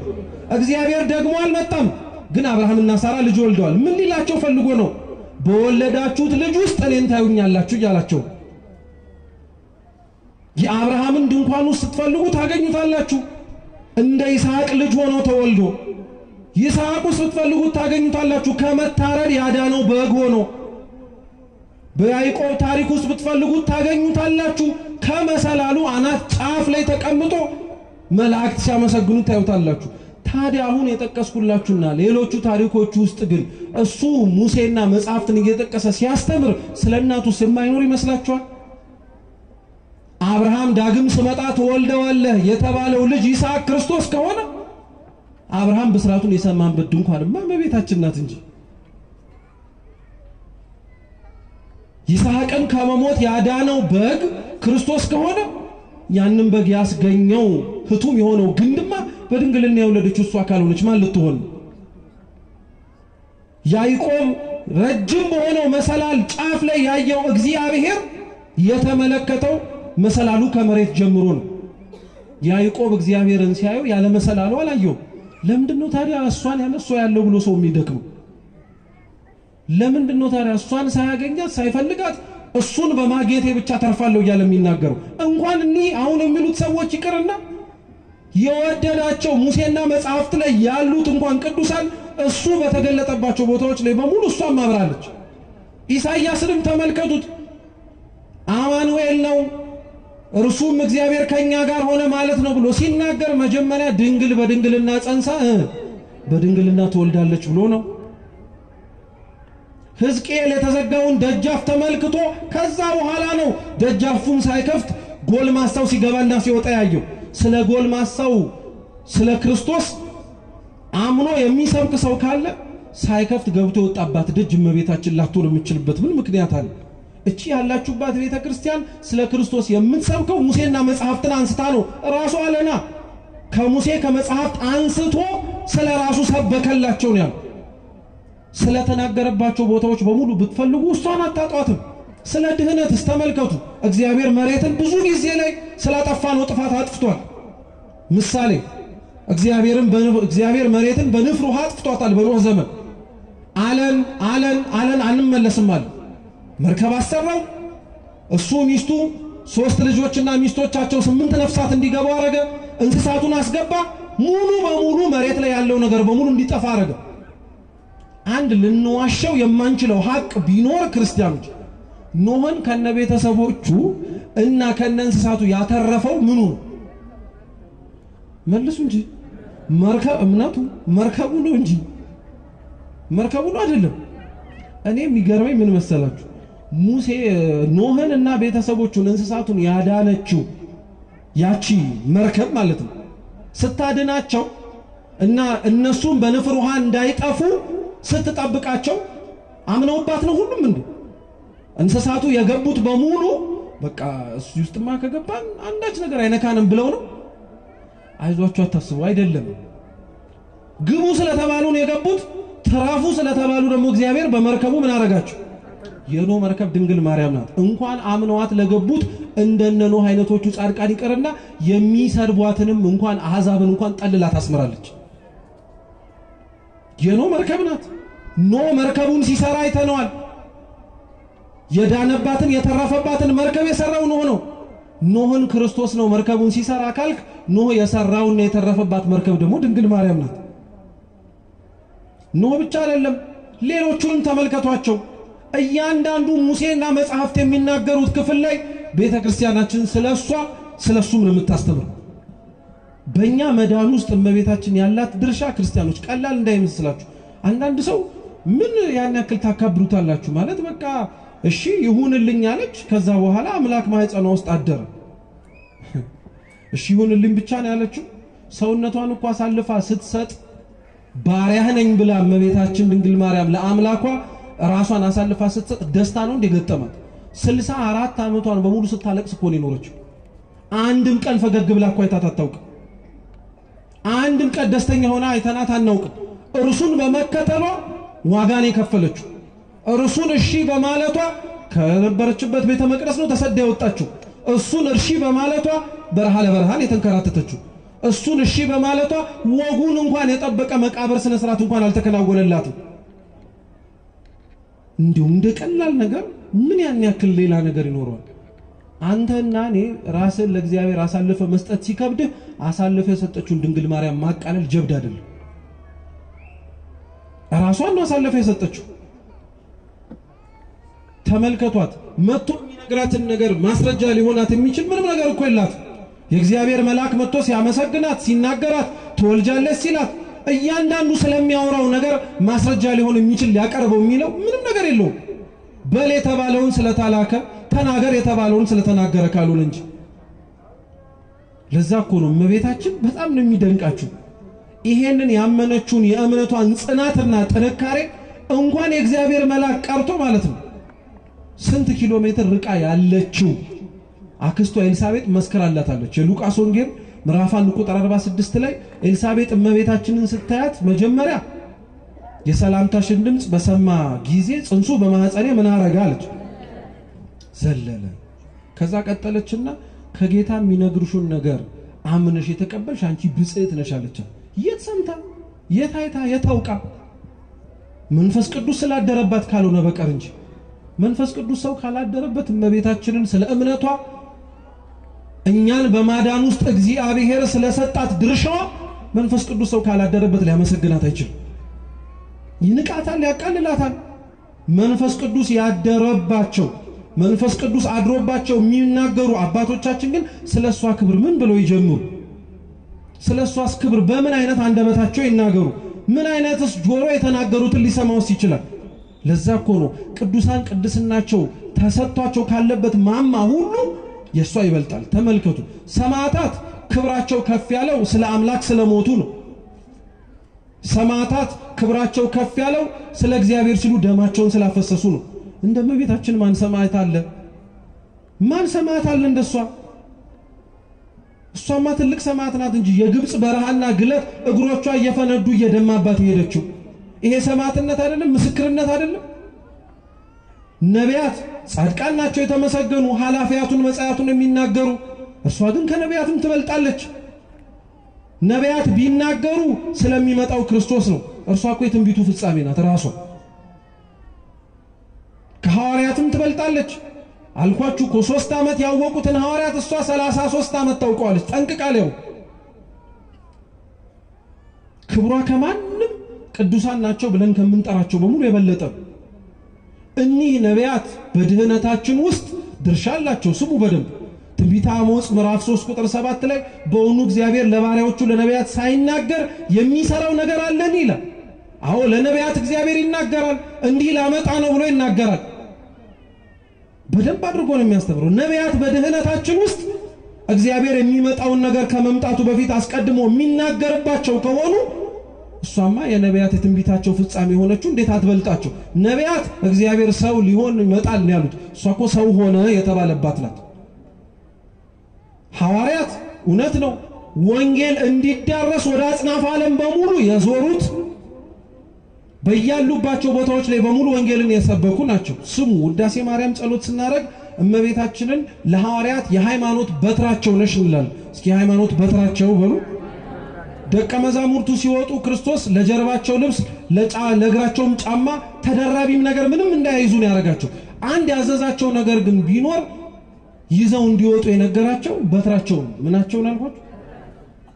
ለምን ልብስ አልጨመረም? ለምን ጫማ አልተናገረም? ለምን መጠለያ? ለምን ድንኳን አላለም? በትር ብቻ ይዘውት የወጡበት ሲደክማቸው የተደገፉበት ዝለው በነበሩበት ጊዜ ላይ ጉልበት የሆናቸው አራዊት ሲመጡ ያባረሩበት በትራቸው እሷ ስለሆነች እኮ ትምክህታቸው እሷ ብቻ ናት።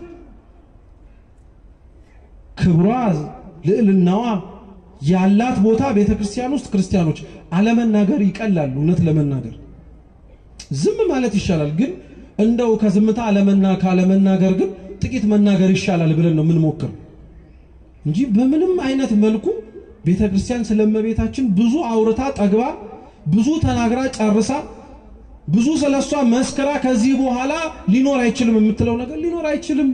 ገና እንናገራለን፣ ገና እናስተምራለን፣ ገና ወደፊት እንናገራለን። ብንችል ባፋችን ካልሆነ በህይወታችንም ጭምር አፍ አውጥቶ ሰው ላይናገር እኮ ይችላል የመቤታችንን ስራ።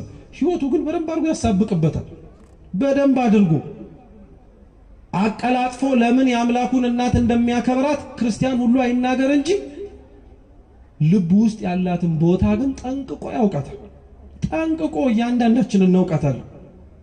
ግን እምነታችን መታመናችን ከእውቀት ጋር ሲሆን ግን የተሻለ ወንጌል ስለሆነች ወንጌላውያን ስላስተማሩ ስለ እርሷ ማወቅ ልጇን ማወቅ ስለሆነ እሷ የአማንያን ምሳሌ ስለሆነች ከምንም በላይ በእኛ መትረፍ ውስጥ በእኛ መዳን ውስጥ እግዚአብሔር አምላክ መርጦ ያስቀረልን ብቸኛ ዘር ስለሆነች ከሰው ያጣውን ንጽህና ቅድስና እሷ ላይ ስላገኘባት ከሰው ያጣውን መታመን በእሷ ላይ ስለተመለከተባት በአራቱም ማዕዘናት ዞሮ ያሻተተው እግዚአብሔር አብ ለባህሪ ልጁ ለወልድ ማረፊያ ትሆን ዘንድ የመረጣት እሷ ብቻ ስለሆነች ቤተክርስቲያን ስለእመቤታችን ዛሬም ነገም ከነገ ወዲያም ታስተምራለች።